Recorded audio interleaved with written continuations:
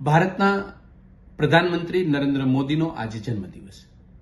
એ નિમિત્તે એમને હૃદયપૂર્વકની ખૂબ ખૂબ શુભેચ્છાઓ પાઠવું છું. ગઈકાલે એમના જન્મદિવસની પૂર્વ સંધ્યાએ એ ગુજરાતમાં હતા, અમદાવાદમાં હતા, અને એમને એક કાર્યક્રમમાં 35 મિનિટ સુધી ભાષણ કર્યું.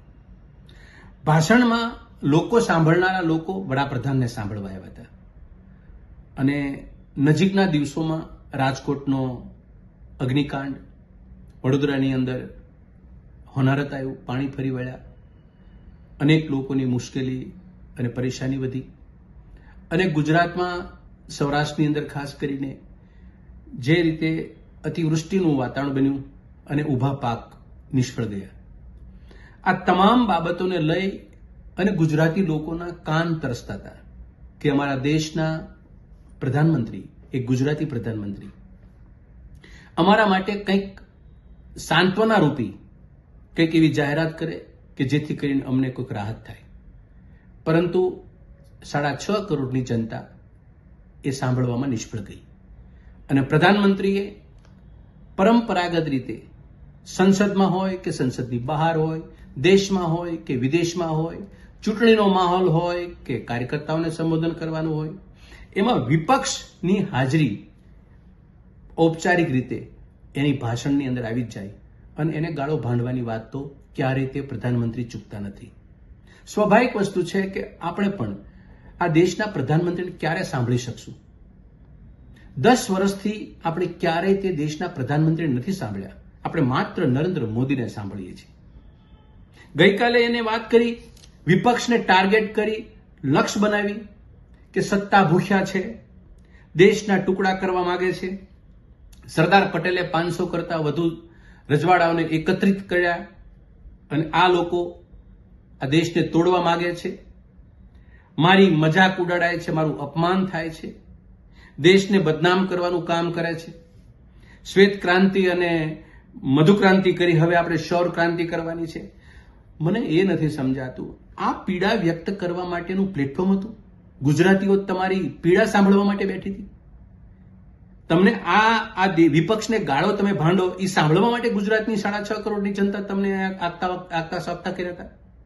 અને એટલા હળહળ જૂઠ બોલવાનું? સત્તા ભૂખ્યા કોણ છે? ભારતીય જનતા પાર્ટીએ છેલ્લા 10 વર્ષમાં કેટલા રાજ્યોની સરકાર તોડી, ચૂંટાયેલી સરકાર તોડી, કેટલા સંસદ સભ્યોને ખરીદ્યા, કેટલા ધારાસભ્યોને ખરીદ્યા. ભારતીય જનતા પાર્ટીની ગરથુથીમાં પડેલી વસ્તુ છે.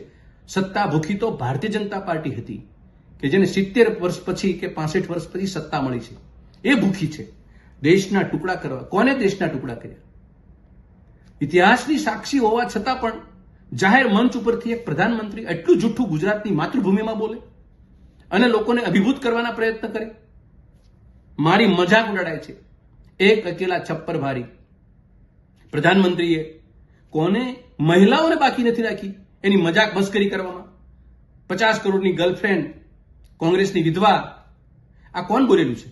આ દેશના પ્રધાનમંત્રી અને ગુજરાતના પનોતા પુત્ર ભારતીય જનતા પાર્ટીના મનની વાત થી નીકળેલા શબ્દો એ વ્યક્તિ બોલેલા છે.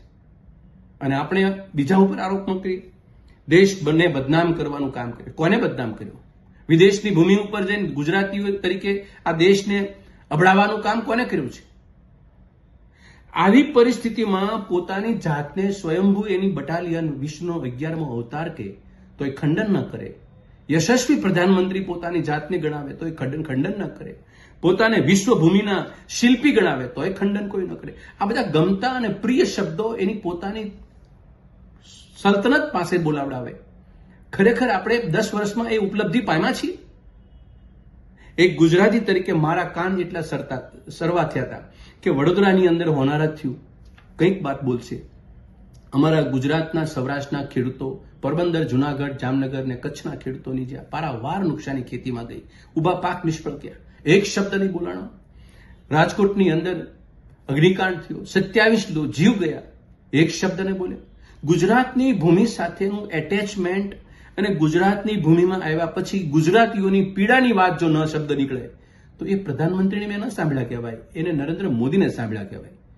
અને હું અનેક વખત બોલું છું કે દેશમાં પ્રધાનમંત્રી નરેન્દ્ર મોદી બન્યા પછી ક્યારેય તે એને પ્રધાનમંત્રીના પદની ગરિમા રાખી અને સંવેદનાથી આ દેશની 140 કરોડની જનતાની વાત ક્યારેય બોલ્યા નથી.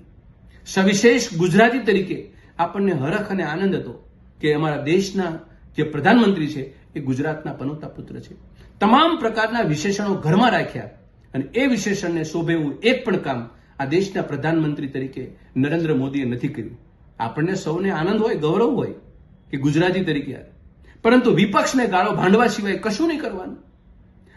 અને ગુજરાતી લોકો એની તાળીઓ પાડવા માટે ભેગા થાય કે તમે વિપક્ષને ગાળો માંડો, તમે વિપક્ષને ટાર્ગેટ બનાવો. આજનું ગુજરાત સમાચારની અંદર ટાઇટલ શું છે? ટાઇટલ એ છે કે સત્તા ભૂખ્યા લોકો દેશના ટુકડા કરવા માંગે છે. કોણ સત્તા ભૂખ્યા છે? કોને ગભરાટ છે? એવો આ વાસ્તવિકતા છે.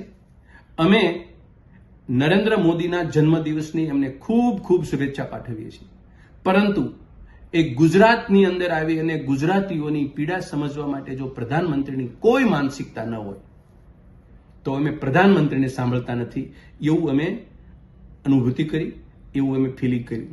માત્ર અમે નરેન્દ્ર મોદીને સાંભળીએ છીએ. ગુજરાતની 6.5 કરોડની જનતાના કાયમના માટે કાન તરસતા રહ્યા, 10 વર્ષથી તરસતા રહ્યા કે ગુજરાતી તરીકે ગુજરાતી વ્યક્તિ પ્રધાનમંત્રી ગુજરાતની પીડા, ગુજરાતની સમસ્યા, ગુજરાતના વિકાસની વાત ક્યારે કરશે. આજની તારીખે અમે અપેક્ષિત છીએ કે અમારા દેશના પ્રધાનમંત્રી ગુજરાતી તરીકે ગુજરાતની વાત કરે.